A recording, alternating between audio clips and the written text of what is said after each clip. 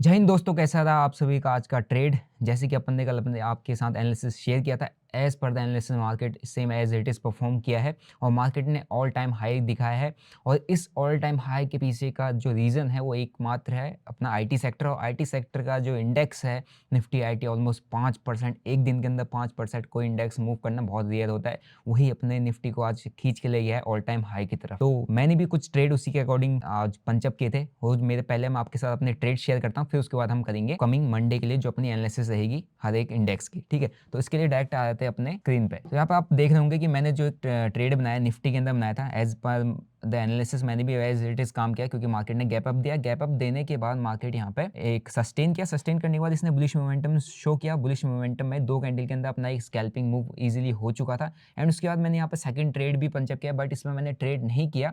मैंने second trade अपना इसी के साथ इसी जगह पर दूसरा ट्रेड लिया था, वो था फिन निफ्टी के अंदर, वो भी आपको दिखाता हूँ। और यहाँ पर जो मैंने ट्रेड रिकॉर्ड किया है आप लोगों के लिए, कल में एक नया वीडियो आने वाला है कि किन किन कैंडलस्टिक्स पैटर्न पर आप छोटा स्टॉप लॉस लगा के बड़े अच्छे स्कैल्पिंग मूव कैप्चर कर सकते हो। उसका एग्जांपल आज मैंने रिकॉर्ड भी किया है। ठीक है, उसके बाद इसमें मेरे को इजीली मेरा टारगेट हिट हो चुका था। उसके बाद मेरा जो नेक्स्ट ट्रेड बना था वो था फिन निफ्टी के अंदर। फिन निफ्टी में मैं आपको लेके चलता हूँ। फिन निफ्टी का चार्ट था वो सेम जहाँ पर मैंने निफ्टी के एंट्री बनाई थी। उसके बाद मैंने जब मेरे पास निफ्टी के अंदर एक कैंडल अच्छी बुलिश कैंडल दिखने लगी तो फिर निफ्टी के पास एक बिग बार आया था। बिग बार पे मेरी एंट्री बनी और उसके बाद जो एक कैंडल का सिंगल कैंडल का टारगेट में मेरे यहाँ पे टारगेट अचीव हो चुका था। 1:1 मुझे मिल गया क्योंकि बिग बार पे मैं हमेशा कैंडल स्टिक के लो का ऐसा लगा के चलता हूँ, वहाँ पे बड़ा फास्ट स्कैल्पिंग मूव मुझे मिल जाता है। अब इसके बाद आपको मैं ट्रेड पोजिशन दिखा देता हूँ। यहाँ पर आए थे अपनी ट्रेड पोजिशन पर। यहाँ पर मैंने अपने 2 ट्रेड लिए थे और वो था निफ्टी 18 जैन की 21,850 की कॉल और फिर निफ्टी की 21,300 की कॉल, जिसमें दोनों में मेरा ऑलमोस्ट टारगेट हिट हो गया है। अब उसके बाद बात करते हैं कि अपने जो टेलीग्राम मैंने कुछ आपके साथ लाइव मार्केट में कुछ स्टॉक शेयर किए थे और पीवीआर आइनॉक्स मैंने शेयर किया था। उसके बाद इसने 1:1 इजीली मैंने उसमें कैप्चर किया था। एंड उसके बाद आते गोदरेज भी तो 1:1 देखिए एक तरीके से साइडवेज हो गया था। एंड उसके बाद आता है एसबीआई का चार्ट आपके साथ शेयर किया। ऑलमोस्ट 1 डायरेक्शनल रैली एसबीआई ने दिया है। अब बात करते हैं कुछ इंपॉर्टेंट न्यूज़ की। न्यूज़ में अपने पास आप लोग ये मनी कंट्रोल, अगर आप न्यूज़ देखना चाह रहे हो, मनी कंट्रोल हो गया, मिंट हो गया और इकोनॉमिक टाइम्स, इन वेबसाइट से आप न्यूज़ देख सकते हो। तो मैं आपके अपडेट करने के लिए न्यूज़ शेयर कर रहा हूँ कि सभी जितने हमारे आईटी सेक्टर के रिजल्ट हैं ऑलमोस्ट पॉजिटिव रिजल्ट आए हैं, अच्छे रिजल्ट आए हैं, जिसकी वजह से आज भागा भी है। और उसके साथ साथ टीसीएस ने जो आईटी कंपनी इसने 27 रुपीज़ पर शेयर का डिविडेंड भी अनाउंस किया। तो भैया जिसके पास स्टॉक है आपके पोर्टफोलियो में पड़ा है तो आप 27 रुपये का डिविडेंड मिलने वाला है, तो भाई आप 27 रुपये का डिविडेंड एंजॉय करो। अब बात करते हैं निफ्टी के एनालिसिस की, क्योंकि निफ्टी अभी ऑल टाइम हाई पे है और हर किसी को ये लगेगा कि अब क्या होगा, अब क्या होगा। तो अब हम सिंपल सा कुछ नहीं होगा, हमको एज पर द टेक्निकल एनालिसिस ही काम करना पड़ेगा। तो उसके लिए हम डायरेक्ट अभी चलते हैं चार्ट पे। और अभी चार्ट पे आप देख रहे होंगे कि निफ्टी ने अभी अपना एक फ्रेश हाई लगाया है और अभी इसने जो आज का क्लोजिंग दिया है वो 21,900 के अप्रॉक्स क्लोजिंग दिया है। अब यहाँ से अपने पास 22,000 एक राउंड नंबर दिख रहा है, तो हाई चांसेस है कि 22,000 का राउंड नंबर टच हो जाएगा, क्योंकि एक टारगेट होता है किसी के दिमाग में कि 22,000 जाएगा जाएगा जाएगा। ठीक है, तो हाई प्रोबेबिलिटी कि यहाँ टच हो सकता है, लेकिन हमारे पास अभी 22,000 का एक सिंपल रेजिस्टेंस निकल के आ रहा है। अब अगर इसके बाद अगर प्राइस वापस से यहाँ से नीचे आता है तो हमारे पास सपोर्ट जो निकल के आ रहा है वो है अराउंड 21,850 का, क्योंकि ये हमारे पास एक प्रीवियस रेजिस्टेंस का काम कर रहा है। देखो यहाँ पर भी रेजिस्टेंस था, इस जगह पर भी था, इस जगह पर भी था। तो हाई प्रोबेबिलिटी है अगर इसने नया हाई लगाना तो इसने करेक्शन हमें देना पड़ेगा। तो ये प्रोबेबिलिटीज यहाँ पर हमें देखने को मिल सकती है इस निफ्टी के चार्ट के अंदर। लेकिन आपको अगर रेजिस्टेंस अपना फ्रेश रेजिस्टेंस अभी देखना है तो 22,000 का हमारे पास रेजिस्टेंस है। रही बात इसमें आप ट्रेड कैसे करोगे कि हो सकता है कहीं से भी क्रैश कर जाए। देखो ये मार्केट में बहुत ज़्यादा वॉलेटिलिटी अभी बनेगी, क्योंकि बजट आने वाला है, बहुत बड़े बड़े इवेंट है जैसे राम मंदिर, उस पर मैं आपके लिए एक अलग वीडियो लेके आऊँगा कि उस दिन हम किस तरीके से ट्रेड कर सकते हैं। उसमें हमारे पास बहुत बड़ी अपॉर्चुनिटी बनने वाली है ट्रेड करने की। तो इसके लिए रेजिस्टेंस और सपोर्ट आपके पास मार्क हो गए। और अगर इस मार्केट कल ऊपर खुलता है तो आपके लिए पहला रेजिस्टेंस का काम करेगा। अगर मंडे की बात करूँ तो पहला रेजिस्टेंस जो आपके लिए काम करेगा वो है 21,920 या 30 के अप्रॉक्स रेजिस्टेंस बनेगा, क्योंकि प्रीवियस डे का हाई है। अभी के लिए ये है, और अगर इसके ऊपर निकलता है तो आप क्वांटिटी थोड़ा कम रखना, क्योंकि एक सडन स्पाइक कभी भी हमें देखने को ऐसे मार्केट में मिल सकता है। फिर उसके बाद बात करते हैं, क्योंकि मंडे को है मिड कैप का एक्सपायरी और मिड कैप बहुत लोग ट्रेड करते हैं। तो मिड कैप की अगर मैं एनालिसिस आपके साथ शेयर करूँ तो मिड कैप ऑलमोस्ट अभी इसके पास एक रेजिस्टेंस लेवल ऊपर है, तो यहाँ पर तक तो आपको इजीली जाते हुए दिख सकता है। हो सकता है डायरेक्ट गैप आपके साथ रेजिस्टेंस वो खुल जाए 10,050। अगर इसके ऊपर सस्टेन करता है तो नेक्स्ट रेजिस्टेंस का इजी आपको टारगेट देखने को मिल जाएगा। बट अभी इसके पास रेजिस्टेंस बहुत दो मतलब मेजर रेजिस्टेंस है अभी यहाँ पे। हो सकता है यहाँ से डाउनफॉल आपको इस रेजिस्टेंस के आसपास 10,600 के आसपास जाके आपको एक करेक्शन दिखा दे।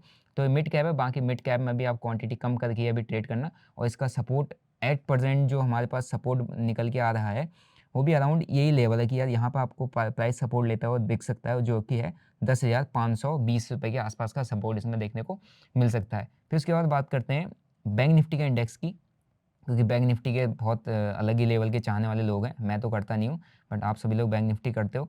तो बैंक निफ्टी ने अभी जो रिसेंट अपना चैनल था उसका एक ब्रेकआउट दिया हुआ है। तो अब एक बार मैं आपके लिए चैनल ड्रॉ कर देता हूँ।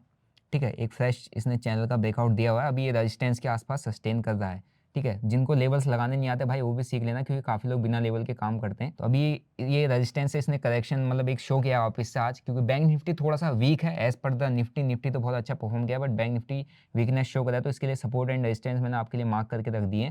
इन बिटवीन अगर रहता है तो आप थोड़ा सा कम क्वांटिटी से ट्रेड करना, क्योंकि इन बिटवीन साइडवेज रह सकता है इन दो रेंज के बीच में। इसका ऊपर या लोअर लेवल ब्रेक करता है तो आपको फर्दर टारगेट्स देखने को मिल सकते हैं। अब बात करते हैं स्टॉक्स की, कौन कौन से स्टॉक्स मेरे वॉच लिस्ट में रखे हुए हैं। सिंपल सी बात है, मैंने आईटी का स्टॉक्स इसलिए रखा है क्योंकि आईटी का जो इंडेक्स अगर आपको मैं दिखाऊं निफ्टी आईटी, वो अभी बहुत सही जगह पे है। और निफ्टी आईटी के इंडेक्स को आप डेली टाइम फ्रेम में चाहे वीकली टाइम फ्रेम में अगर आप देख लो तो निफ्टी आईटी के पास 40,000 तक का एक बहुत बढ़िया जगह बन के आ रही है, कि अभी ये चल रहा है 36,500 के ऊपर, और इतनी बड़ी जगह इसके पास ऊपर जाने के लिए है। तो इंडेक्स को कौन लेके जाएगा? इंडेक्स को ऑब्वियसली स्टॉक्स लेके जाएंगे। तो विप्रो हो गया, और आपके पास विप्रो का स्टॉक है। इसके बाद देखो इसने जो यहाँ पर फॉर्मेशन बनाया हुआ है और एक कप एंड हैंडल वाला फॉर्मेशन बनाया हुआ है, उसके ऊपर टिका भी हुआ है। तो हो सकता है अपने पास इतना लंबा इसके पास एक टारगेट है, इसको आप वॉच लिस्ट में रख सकते हो और अपनी एनालिसिस के अकॉर्डिंग इस पर काम जरूर करिएगा। फिर उसके बाद आते हैं ओएनजीसी भी मैंने रखा हुआ। ओएनजीसी में भी सेम देखो, ओएनजीसी का अगर आप चार्ट देखेंगे, ओएनजीसी को मैं और भी मंथली टाइम फ्रेम में आपको दिखा देता हूँ।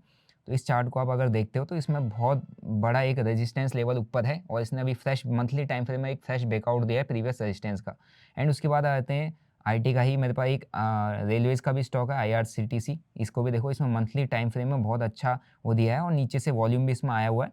ठीक है, मंथली टाइम फ्रेम में इसने फ्रेश एक बढ़िया कैंडल दिया और नेक्स्ट कैंडल भी बुलिश बनाया। तो लेकिन इसके पास एक जहाँ से इसने प्रीवियस रिजेक्शन लिया था वहाँ तक हाई तक जाने की मतलब प्रोबेबिलिटी है, क्योंकि रेलवेज में बहुत अभी काम हो रहा है, उसी के लिए मैंने अपनी वॉच लिस्ट में रखा है। रही बात रिलायंस की, रिलायंस मैंने आपको कल भी शेयर किया था, आज भी मार्केट में रिलायंस बहुत अच्छा ही एक तरीके से मूव दिया है, और रिलायंस तो अपना फ्रेश ऑल टाइम हाई की तरफ भागता ही जा रहा है। तो रिलायंस को भी आप अपनी वॉच लिस्ट में जरूर रखा है, क्योंकि इसमें भी मैंने मंथली टाइम फ्रेम में आपके लिए रखा हुआ है, और मंथली टाइम फ्रेम में आप देख रहे होंगे इस चार्ट को काफ़ी अच्छा डायरेक्शन में मूव दे रहा है।